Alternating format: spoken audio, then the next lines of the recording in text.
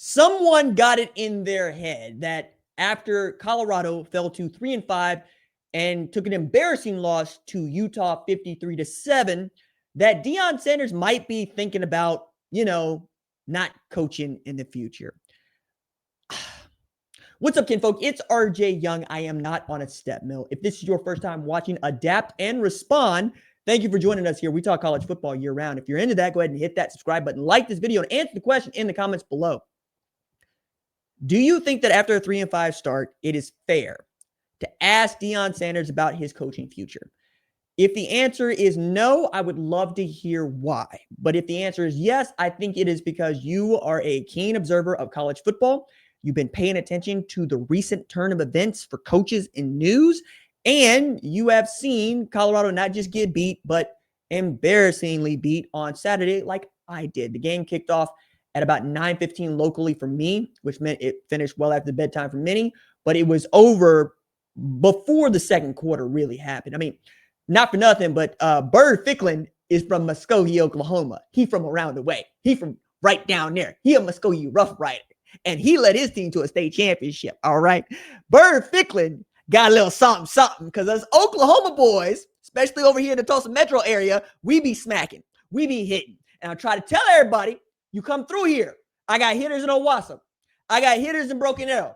I got hitters in Bixby. I got hitters all over the TPS. I got hitters in East Central. I got hitters at Booker T. I got hitters at Webster. I got hitters at Hale. I got hitters. We got hitters. I got hitters in Sand Springs. Stop playing with us. Stop playing with us. That's all I'm saying. Stop playing with us. I got hitters in Union. You hear what I'm saying? Do you hear? I got hitters in Central. Hell, I coached DeMarco Cobb on the 9th grade team at Memorial. You know I transferred to Central? Because he could play quarterback. That boy played linebacker at Texas. Dax Hill went to Booker T. Josh Proctor went to Owasso. Josh Jenkins went to McLean. Yes, we got Bird Ficklins. We got Bird Ficklins. We like that around here. So I don't want nobody catching no attitude because Bird put it on him. Now, as I was saying, I understand if you feel some kind of way about how it's gone for Colorado, given what they experienced last year and what we thought this year was going to bring. But it was always going to be an interesting year for me to watch Deion Sanders coach because his boys ain't on the team, which just makes it interesting in general because he has started coaching because of his boys. I quite literally got up out of his lawn chair because he didn't like the way that the kids, his boys included, were being coached, and he never stopped. He coached them all the way through high school into college. Shedeur especially, right? Shiloh, not so much. But you also get to see another business gets built around what they're doing with Bucky, Deion Sanders Jr. His daughter went to Colorado to start, right, for her basketball career, and he's a granddaddy now. But after signing a deal that is going to pay him an annual salary of about $10 million, following a Heisman Trophy winner and a first-round pick, did nobody else turn out no Travis Hunter? That was just him at Jackson State and Colorado, but y'all don't want to talk about that. All y'all want to talk about is Shedeur Sanders, who threw for 4,000 yards and was Big 12 Offensive Player of the Year and led a team to a 9-win season. Okay? All right, cool. We can keep talking about that if y'all want to. Oh, but the Cleveland Browns. So the Cleveland Browns didn't know what to do with Johnny Manziel, Baker Mayfield, Robert Griffin III, Tim Couch. I keep going down a list if you need me to. I hope you don't. I hope it turns out better for Dylan Gabriel, for that matter, Shedeur. But that's the Browns. We talk about Colorado. So Colorado gets beat down because they can't score and they can't stop anybody. Their offensive line and their running backs could not pick up a blitz to save their lives. And this is the difference between great offenses and really bad offenses. Running backs that can pick up blitzes, quarterbacks that can identify them and throw into them. That is what turns your team into a really good one. Fernando Mendoza in Indiana sees the blitz, throws into it, takes the hit. Did it all day against Iowa. Caden Salter, going to run around for a little while. That's not what he's really going to do. He's not going to see the blitz and execute the play. They can't run the ball with efficiency, even though they run it better than they did last year. And obviously, they could not catch Bird Ficklin in that run game at Utah. But following that game, Sanders was asked about his coaching future, and he said, look, I'm a one day at a time type of dude. But it would be irresponsible to not just look at the 12 FBS coaches who have been fired before October and the enormous buyouts that have been paid to some, right?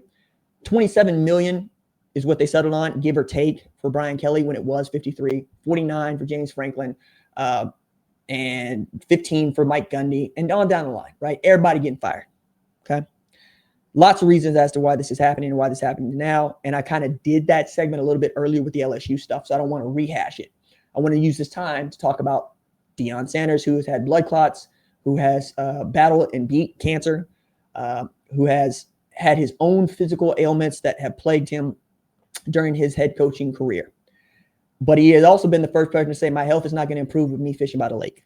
You know, my health is not going to improve with me just taking steps back. I think that that's a little bit disingenuous because he has a high-stress job and fishing by the lake is not as high stress as being the head coach at Colorado. But it would be ridiculous not to point out that Colorado is who it is because of Deion Sanders. So, yes, his buyout is $33.6 million, and I'm sure somebody wants to floor that around, but they ain't paying it. Matter of fact, when he signed his contract the first time, they found the money to pay him later, okay? A lot of this is how much excitement you can bring to that team. And they sold out their home games 2 years in a row. Will they do that next year? It remains to be seen. If you hit in the portal, you'll sell them out. And he can do that. He might find somebody that is disgruntled that can play a little quarterback. Or maybe it's Juju Lewis. Maybe they get a little bit better on defense. Maybe Robert Livingston's time is gone. Maybe Pat Shermer's time is gone. Maybe Marshall Faulk teaches those running backs how to pass block, All these things can happen. A bad year after a good year, okay, cool. But we're talking about going from 4-8 to 9-4, 3-5. They win another game, they're back to 4-8. Not where you want to be. And it's going to be difficult for them to get the bowl eligibility, but if they get that, you're going to count that as a win. It's not something that they've been able to do twice in a row for over a decade at Colorado. It's been really difficult to win there. The last time they did it, Mike McIntyre won Coach of the Year, 2016. You know what I mean? Like it's been that kind of rough for them. But they have an identity. They have a team people are excited about it. They have a coach that people like to see and hear talk, who is entertaining and who keeps it a buck as far as he's concerned. Can't ask him to do any more than that. So I understand the question, and you're right to ask it. I believe most questions at press conferences are right to ask. But also, bearing out all these facts is important too. And then, if you have an opinion and you are an opinion guy, I'm an opinion guy. My job is to give an opinion. You give it. And my opinion is he's the best thing to happen to Colorado in the 21st century. You're not going to get rid of that because the first 8 games ain't go so well. And you got embarrassed away from home. You do that at LSU, but LSU is not Colorado, and we're not going to act as if it is.